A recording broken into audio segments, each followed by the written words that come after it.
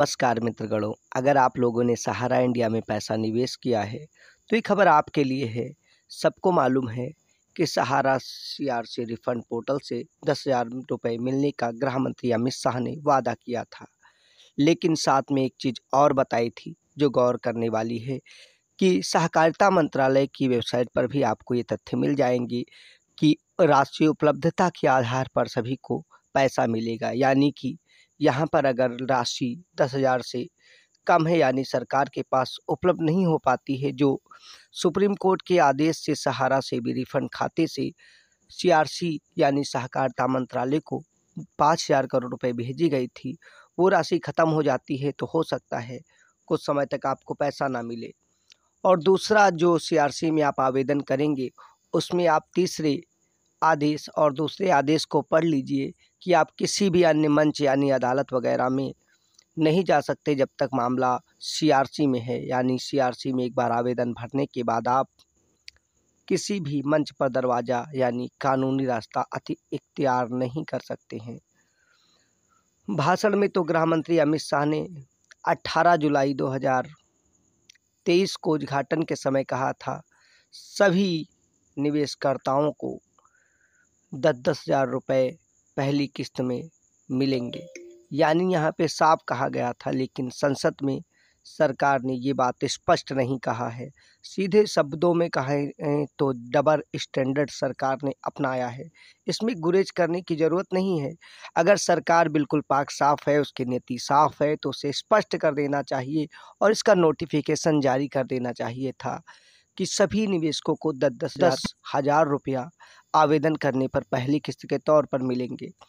कुछ लोग बता रहे हैं दूसरी किस्त कब आएगी, तीसरी किस्त तब आएगी। ये अभी तक किसी नोटिफिकेशन में स्पष्ट नहीं है। आज करीब 1 माह है, हमारे मित्र रमेश जी ने आवेदन किया था, जिस आवेदन आरटीआई में भी सरकार ने अभी तक स्पष्ट जवाब नहीं दिया है। ठीक है, 2-4 दिन और वेट करते हैं, अपील होती है। अगर जवाब आता है तो आपको बताया जाएगा कि सहारा रिफंड पोर्टल में आखिर क्या प्रावधान है। अभी आपको बता दें, पूरे देश के जमाकर्ता का पैसा सहारा इंडिया में 10 करोड़ से अधिक निवेशकों का 86,000 करोड़ रुपए सहारा में फंसा हुआ है। सहारा से भी विवाद के बीच मामला सुप्रीम कोर्ट में है। बीच का रास्ता निकालने के लिए सीआरसी ने सुप्रीम कोर्ट में एक पीआईएल डाली, जिसके बाद 5,000 करोड़ रुपए मिला, जिनमें से निवेशकों को जो भी रिफंड भर रहे हैं उन्हें 10,000 की पहली किस्त जारी की गई है और जारी करने की प्रक्रिया जारी है।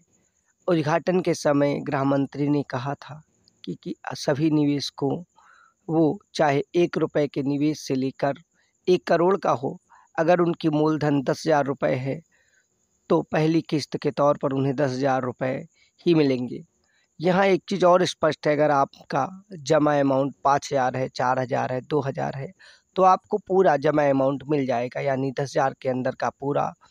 और 10,000 से ऊपर या 10,000 है तो आपको मूलधन में से 10,000 रुपये मिलेगा।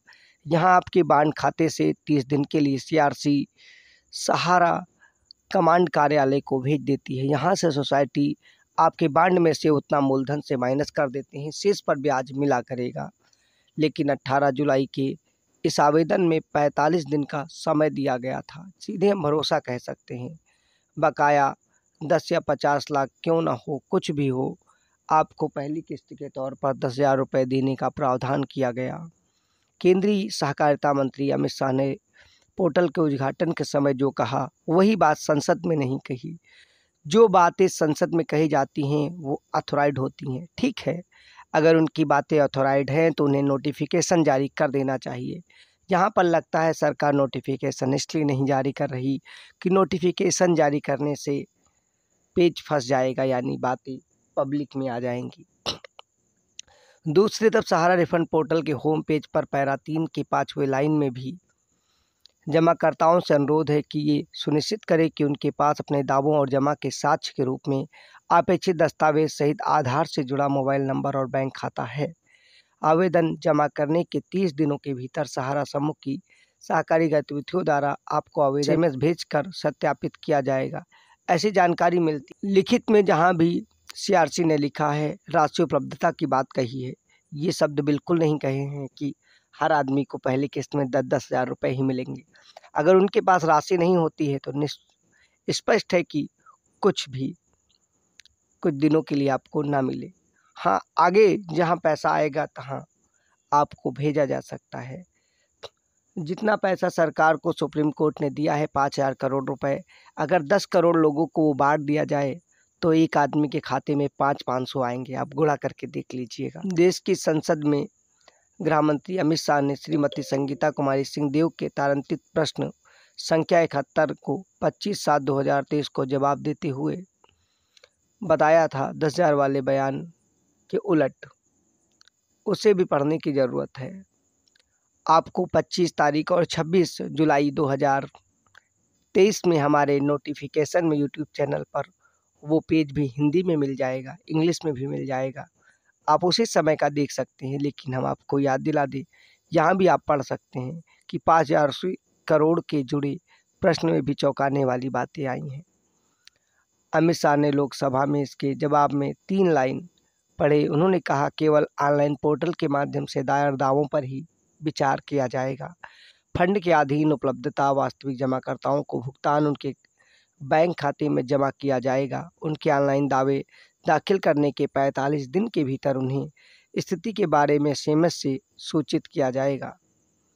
समझ गए होंगे आप बखूबी।